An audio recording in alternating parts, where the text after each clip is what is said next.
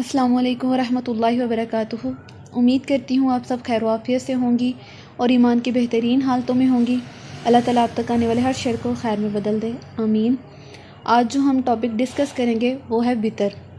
इस टॉपिक में हम ये डिस्कस करेंगे कि वितर का तरीका क्या है, वितर की रकात कितनी होती हैं, वितर सुन्नत है या फ़र्ज़ है, और वितर का वक्त कब तक का है। ठीक है, सबसे पहले हम देखते हैं वितर सुन्नत है या फ़र्ज़ है।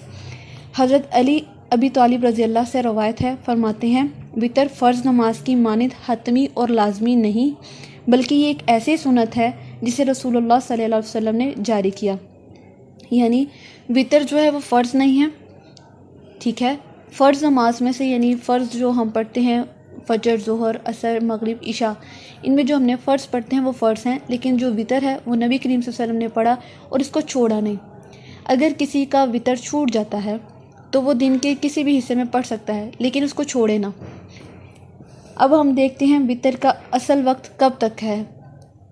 हज़रत ख्वाजा बिन हुज़ैफ़ा रज़ी अल्लाह ताला अन्हु से रवायत है कि रसूलुल्लाह सल्लल्लाहु अलैहि वसल्लम ने फरमाया, बेशक अल्लाह ताला ने तुम्हें एक नमाज ज़ायद अता फरमाई है जो सुर्ख ऊँटों से ज़्यादा कीमती और बेहतर है।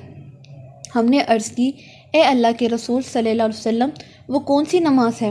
आप सल्लल्लाहु अलैहि वसल्लम ने फरमाया, वो वितर नमाज है जिसका वक्त इशा की नमाज और तुलुए फ़जर के दरमियान है।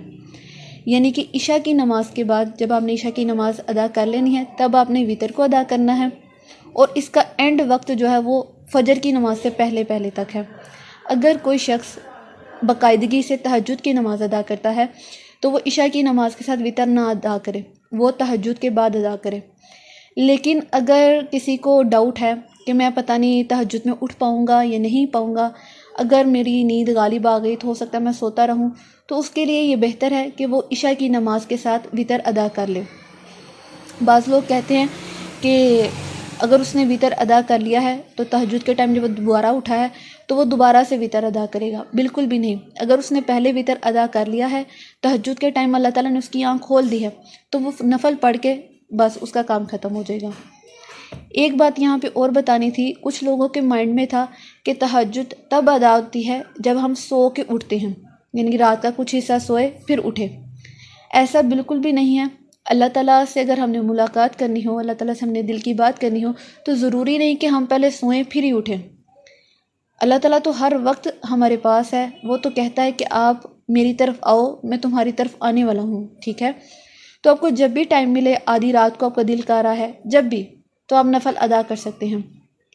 ज़्यादा से ज़्यादा आप सल्लल्लाहु अलैहि वसल्लम ने 11 रकात अदा की तहज्जुद में, और कम से कम आपकी जितनी तौफीक हुई। ठीक है, इसी तरह आपने जितनी तौफीक होती है आप नवाफिल अदा कर सकते हैं, जितनी आपकी तौफीक हुई। आगे हम देखते हैं वितर की रकात कितनी हैं। हज़रत अबू अय्यूब अंसारी रज़ी अल्लाह ताला अन्हु से रवायत है कि रसूलुल्लाह सल्लल्लाहु अलैहि वसल्लम ने फरमाया, हर मुसलमान पर वितर हक है। यानी वितर हक है, वितर को पढ़ना चाहिए। अगर ये फ़र्ज़ नहीं तो लेकिन ये सुन्नत है, नबी करीम सल्लल्लाहु अलैहि वसल्लम ने इसको पढ़ा, इसको कभी छोड़ा नहीं, तो लिहाजा हम पे भी ये आयद है कि हम इसको पढ़ें और लाजमी पढ़ें। नबी करीम सल्लल्लाहु अलैहि वसल्लम ने फरमाया, जो 5 वितर पढ़ना पसंद करे तो वो 5 पढ़े, और जो 3 वितर पढ़ना पसंद करे तो वो 3 भी पढ़ ले, और जो 1 वितर पढ़ना पसंद करे वो भी पढ़ सकता है। इससे हमें पता चलता है कि वितर की तादाद ताक में है। हम 1, 3, 5, 7, 9 ताक में हम वितर पढ़ेंगे, 2 में नहीं होगा, यानी ये जुफ्त में नहीं है, ये ताक में है। 1, 3, 5, 7, 9, 11, जितनी आपकी तौफीक हुई। ठीक है, अब यहाँ पे एक और मसला था कि वितर की तादाद नमाज जब हम अदा करते हैं तो क्या वितर में हम तहज्जुद पढ़ेंगे? जैसे हमने 3 वितर पढ़ने की मिसाल दे रही हूँ कि हमने 3 वितर पढ़ने हैं। अमूमन अगर हम जैसे मगरिब की नमाज़ अदा करते हैं, 3 रकात होती हैं उसकी भी, लेकिन हम 2 के बाद तशहुद में बैठते हैं और तीसरी में फिर तशहुद में बैठ के फिर सलाम फेरते हैं। लेकिन वितर में ऐसा नहीं है। वितर हम 1 अदा करें, 3 करें, 5 करें, 7 करें, या जितने भी तादाद में अदा करेंगे तो उसमें हम तशहुद में नहीं बैठेंगे, वो आखिरी रकत में ही बैठेंगे। ठीक है, हम तशहुद में नहीं बैठेंगे। जैसे हम 2 के बाद बैठते हैं या 4 के बाद बैठते हैं, हम वितर में नहीं बैठेंगे। اگر ہم نے 3 پڑھی ہیں تو ہم تیسری رکعت میں بیٹھیں گے تشہد میں، اگر ہم نے 5 پڑھنے ہیں وتر تو ہم 5ویں رکعت میں بیٹھیں گے۔ ٹھیک ہو گیا۔ اب ہم یہاں پہ پڑھتے ہیں وتر کا طریقہ، وتر کو ادا کیسے کرنا ہے۔ وتر ہم نے اس طرح ادا کرنا ہے جیسے ہم نماز پڑھتے ہیں، اللہ اکبر کیا، اللہ اکبر کے بعد جب ہم قیام میں کھڑے ہوتے ہیں سبحانک اللہم پڑھی، جو آپ کو دعا آتی ہے، یا اللہم باعث بیننا وہ والی پڑھی، پھر ہم نے سورۃ فاتحہ کی تلاوت کی، اس کے بعد ہم نے قرآن کی کوئی بھی سورت پڑھ لینی ہے، یا جیسے سورۃ اخلاص پڑھ لیتے ہیں، کوئی سورۃ کافرون پڑھتے ہیں، کوئی سورۃ الناس پڑھتے ہیں، یا جو بھی آپ سورت پڑھنا چاہے آپ پڑھ سکتے ہیں۔ اس کے بعد آپ نے تھوڑی دیر خاموش ہونا ہے، دین آپ نے دعائے قنوت پڑھنا سٹارٹ کر دینی ہے۔ یہ وتر کا طریقہ ہے، دعائے قنوت پڑھ کے پھر آپ نے اللہ اکبر کہہ کے رکوع میں چلے جانا ہے۔ یہ عام حالتوں میں وتر کا طریقہ ہے۔ لیکن بعض لوگ کہتے ہیں کہ نبی کریم صلی اللہ علیہ وسلم نے رکوع کے بعد بھی ہاتھ اٹھا کے دعا کی اور وہ وتر کہلاتا ہے۔ اس طرح بھی بجا ہے، میں آپ کو بتاتی ہوں وہ کیا ہے، لیکن وہ قنوت نازلہ ہے۔ اگر کوئی وتر ویسے پڑھتا ہے تو وہ قنوت نازلہ سے مراد یہ ہے کہ آپ نے دعائے قنوت کے ساتھ باقی دعائیں پڑھنی ہیں، جس میں مسلمانوں کی عافیت اور ان کی بخشش کے لیے دعا ہو، اور کافروں کی ہلاکت اور ان کی بربادی کے لیے بد دعا ہو، اور یہ آپ نے عربی میں دعا پڑھنی ہے۔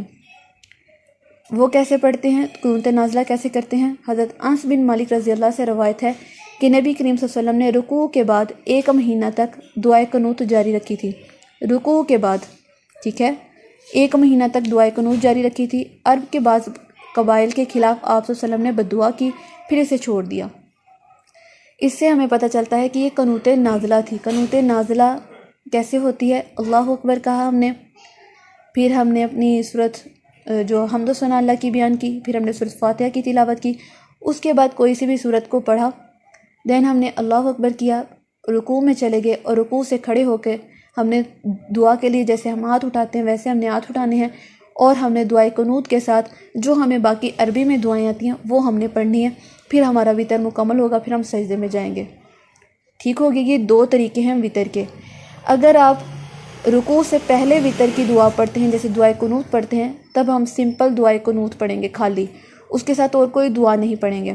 لیکن اگر ہم رکوع کے بعد دعا کرتے ہیں، دعا کے لیے ہاتھ اٹھاتے ہیں، تو ہمیں دعائے قنوت کے ساتھ باقی دعائیں بھی پڑھنی ہوں گی، جسے ہم قنوت نازلہ کہتے ہیں۔ یہ قنوت نازلہ ہم وتر میں بھی پڑھ سکتے ہیں، کوئی بھی نماز کے ساتھ ادا کر سکتے ہیں۔ حضرت انس سے ہی روایت ہے کہ نبی کریم صلی اللہ علیہ وسلم جب کسی قوم کے لیے دعا کرتے یا بد دعا کرتے تو صرف اسی صورت میں ہی قنوت پڑھتے، ورنہ نہیں پڑھتے تھے، یعنی قنوت نازلہ۔ یہ قنوت نازلہ کی بات ہو رہی ہے۔ یہ قنوت نازلہ تبھی پڑھتے جب آپ دیکھتے کہ مسلمانوں کے لیے کافی مشکلات ہو رہی ہیں، تو ضروری نہیں تھا کہ یہ وتر کی نماز میں پڑھتے، وہ جمعے کے بعد کی نماز کے بعد بھی پڑھ لیتے، یا فجر کی نماز میں قنوت نازلہ کر لیتے۔ قنوت نازلہ میں پھر بتاتی چلی جاؤں، ایسے ہے کہ رکوع کے بعد آپ ہاتھ اٹھائیں گے، جیسے ہم دعا کے لیے ہاتھ اٹھاتے ہیں، اس میں ہم دعائے قنوت پڑھیں گے، دعائے قنوت کے ساتھ باقی دعائیں بھی اس میں شامل کریں گے۔ اب یہاں پہ فرقہ واریت کی ہم نے چیزیں ایڈ کر لی ہیں۔ لوگ کہتے ہیں کہ جو رکوع سے پہلے پڑھتے ہیں وہ اہل سنت والے پڑھتے ہیں، اور رکوع کے بعد جو پڑھتے ہیں وہ اہل حدیث والے پڑھتے ہیں، تو یہ معاملہ غلط ہے۔ اگر آپ دونوں طریقے سے پڑھنا چاہیں تو پڑھ سکتے ہیں، لیکن اگر ہم دعائے قنوت خالی پڑھنا چاہتے ہیں تو ہم رکوع سے پہلے پڑھیں گے۔ اگر ہم نے رکوع کے بعد دعائے وتر کے لیے دعائے قنوت پڑھنی ہے تو ہم خالی دعائے قنوت نہیں پڑھیں گے، قنوت نازلہ کریں گے، یعنی جس میں ہم دعائے قنوت کے ساتھ ساتھ باقی دعائیں بھی پڑھیں گے۔ ٹھیک ہو گیا۔ یہ تھا وتر کا طریقہ جو میں نے آپ کے سامنے ڈسکس کیا۔